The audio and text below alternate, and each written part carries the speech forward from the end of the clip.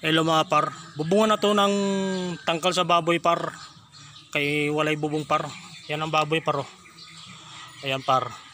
Muna ito ibubong par oh. Luma na par, wala man tayo pambiling bago par.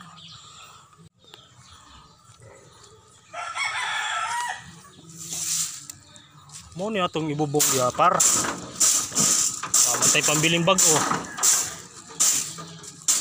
Biskin luma na ni siya par, kaysa wala gid tay ibubong ng baboy. Ato na lang yung pagtsagaan par, kaya wala man tayo pambili. Aray! Wala, nagubaw samot. Daan na gani, nadatugan pa na ako. Ana par.